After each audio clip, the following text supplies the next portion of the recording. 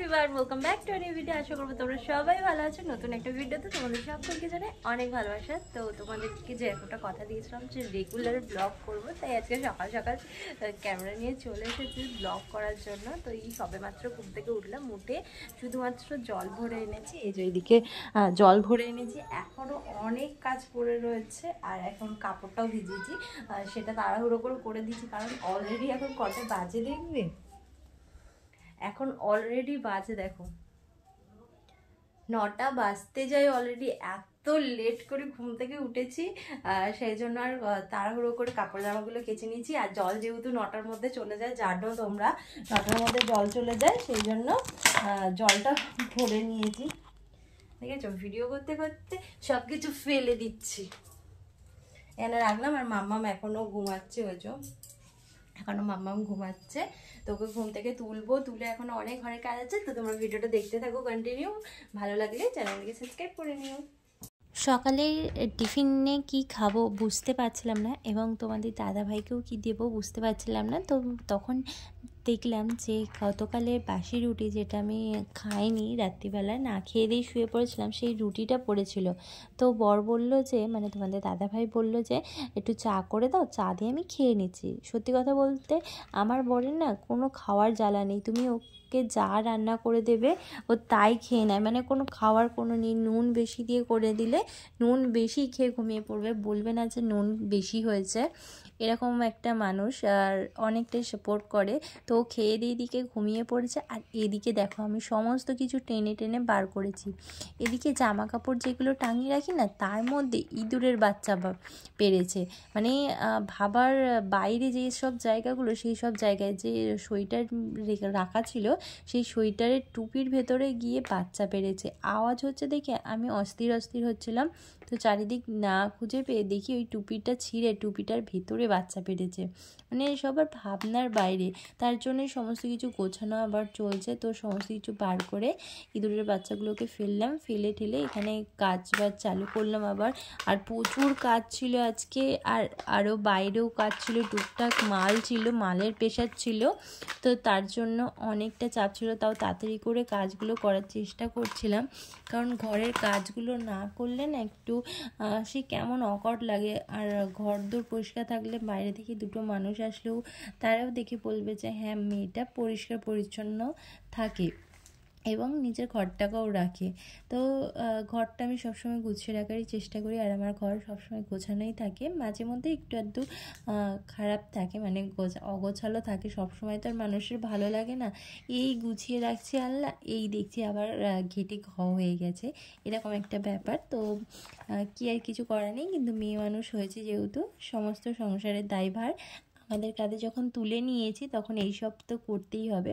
তো সেটা কাজকে না, এই কাজগুলোকে কাজ বলে আমার মনে হয় না। নিমিষের মধ্যে যেন কখন থেকে কখন যে সময় পার হয়ে যায় বুঝতেও পারি না। আর খুব তাড়াতাড়ি কাজগুলো হয়ে যায়, আর বোঝাই যায় না যে কাজ এটা। তো এদিকে দেখো ওইগুলো ঘর ফর পুরো একদম পরিষ্কার করে নিয়ে এদিকে আমি চলে এসেছি রান্নাঘরে। রান্না করতে হবে এবার। অলরেডি 1টা বেজে গেছিলো, তাই আর বেশি মানে ভিডিও ক্যামেরা সেট করে যে ভিডিও বানাবো সেই সুযোগটুকুও পাইনি। যতটুকু পেরেছি আজকের ব্লগে তোমাদের সাথে শেয়ার করছি। গতকালের ব্লগটা একটু বড় দেওয়ার চেষ্টা করব। তো এদিকে আমি রান্না করব বলে এখানে সমস্ত কিছু জোগাড় ফোগাড় করে নিয়েছি। আজকে সেরকম একটা রান্না করিনি, শুধু ডাল করেছিলাম আর বেগুন ভাজা আর পালং শাক করেছিলাম। তো বেগুন ভাজা খেতে আমার ভীষণ ভালো লাগে। তোমাদের কাদের কাদের ভালো লাগে অবশ্যই একটা কমেন্টে জানিও। তো বেগুন ভাজা দিয়ে ভাত দিলে না আমার এক থালা ভাত অনায়াসে খাওয়া হয়ে যাবে, একটু পেঁয়াজ কুচিয়ে এমনি ভাত খাওয়া হয়ে যাবে। তো এদিকে ওইটাই রান্না করছিলাম। প্রথমে ডাল ফাল সম্বার দিয়ে এইসব করে নিয়ে তারপরে করব। তো এই কদিন ধরে না খুব মেন্টালি ডিস্টার্ব হয়ে আছি, মানে কাজ বাজ করতে সেরকম একটা ভালো লাগছে না, এনার্জি লাগছে না, কিন্তু তাও কাজ বাজ করছি, কারণ কাজটাকে ভালোবেসে কাজটাকে করে যাই। সেই জন্যই আর কাজটাকে কাজ বলে মনে হয় না। কিন্তু তাও সংসারে যতই শরীর খারাপ হোক, যাই হয়ে যাক না কেন, সংসারের কাজবাজ তো করেই যেতে হবে, কিছু করার নেই। তো রান্নাবান্না হয়ে গেছে, আর এখন দিদিভাইদের গ্যাস শেষ হয়ে গেছে যেহেতু, তার জন্য দিদিভাইদের ভাত হচ্ছে, তাই বসে আছি। ভাতটা হয়ে গেলে গ্যাসটা মুছবো, মোছার পর তারপর চান করতে চলে যাবো। আর এদিকে ঘরে কাজ বাজ সমস্ত হয়ে গেছে। চলো একবার দেখাই তোমাদের, দেখাই।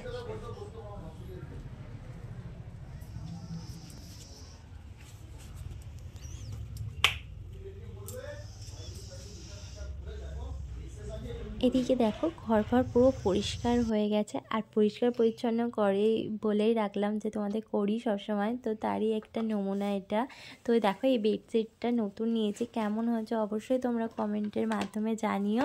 আর এদিকে দেখো এই খেলার প্রাইজগুলো আমার বর পেয়েছে, আর এখন মাম্মাম নিয়ে আসে অনেক ধরনের খেলা, তো ওকে খেলতে নিয়ে গেলে কিছু না কিছু নিয়েই আসে। তো এটি হলো আমার আর আমার বরের ছবি, যেটা 1 বছর সরস্বতী পুজোতে তুলেছি। সেই রান্না বান্না করার সময় তোমাদের সাথে কথা হয়েছিল, তারপর আর কথা হয়নি। আর এদিকে রান্না বান্না করে খাওয়া দাওয়া হয়ে গেছে, আর এখন সবেমাত্র ঘুম থেকে উঠলাম। আর এদিকে দেখো বাইরে অন্ধকারও হয়ে এসেছে, আর অনেক কাজ বাজ রয়েছে এখনো টুকটাক। আর এদিকে দেখো ঘরটা মুছেছি, যেহেতু বাইরে একদম মেঘলা ওয়েদার, দেখো একদম মেঘলা ওয়েদার আর চ্যাপচ্যাপে একদম গলিটা। আর এদিকে দেখো ওয়েদারটাও একদম মানে খারাপ হয়ে আছে, একদম ওয়েদারটা খারাপ, তার মধ্যে ঘরটা মুছছি, তার সত্ত্বেও সেই কেমন, যেহেতু একদম নিচের তলায় ঘরটা একদম মানে জল জল ভাবটা হয়ে যাচ্ছে, একদম ভালো লাগছে না। এর থেকে ঠান্ডাটা একটু বেশিই লাগে, কিছু করার নেই, এইভাবেই চলতে হবে।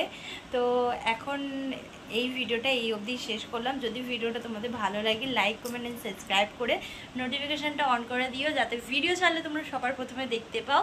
তো টাটা বাই বাই, দেখা হচ্ছে নতুন একটা ব্লগে, বাই।